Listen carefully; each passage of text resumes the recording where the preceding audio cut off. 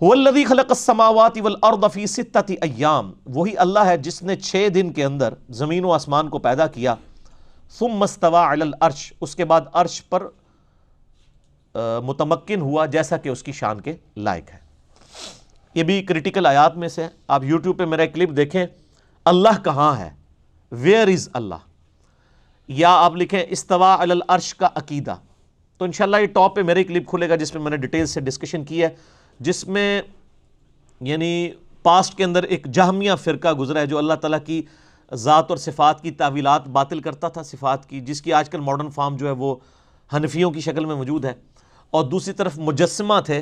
جو اللہ تعالیٰ کے لیے معاذ اللہ فزیکلی کلیم کرتے تھے ایسی چیزیں، جس کی ماڈرن فارم بعض سلفی علماء ہیں آج کل، بعض، میں سب کی بات نہیں کر رہا۔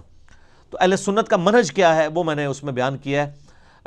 امام ترمذی کے کامنٹس کی روشنی میں، امام مالک کی کامنٹس کی روشنی میں، جو حدیث کی کتابوں کے اندر موجود ہیں قرآن و حدیث کے دلائل کے ساتھ، ان کو بھی میں نے کوٹ کیا ہے۔ تو آپ وہ لکھیں اللہ کہاں ہے، تو انشاءاللہ وہ کلپ کھل کے آپ کے سامنے آ جائے گا انشاءاللہ تعالی۔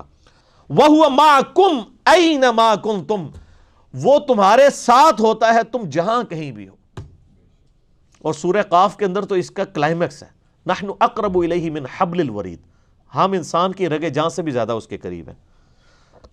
سورۃ الواقعہ میں ہم پچھلی دفعہ پڑھ چکے ہیں کہ جب موت کا وقت قریب آتا ہے تو اللہ تعالیٰ فرماتا ہے تم اس مرنے والے شخص کے اتنے قریب نہیں ہوتے نزا کی حالت میں جتنا ہم تمہارے قریب ہوتے ہیں، لیکن تمہیں نظر نہیں آ رہے ہوتے۔ اور پھر سورۃ المجادلہ جو پارہ نمبر 28 میں اگلی پہلی سورت آئے گی انشاءاللہ اگلی دفعہ، اس میں تو یہاں تک الفاظ ہیں تم 3 نہیں ہوتے کہ چوتھا تمہارے ساتھ تمہارا رب ہوتا ہے، تم 5 نہیں ہوتے کہ چھٹا تمہارا رب تمہارے ساتھ ہوتا ہے، نہ اس سے کم نہ اس سے زیادہ۔ وَهُوَ مَعَهُمْ أَيْنَمَا كَانُوا، تم جہاں کہیں بھی ہو وہ تمہارے ساتھ ہوتا ہے۔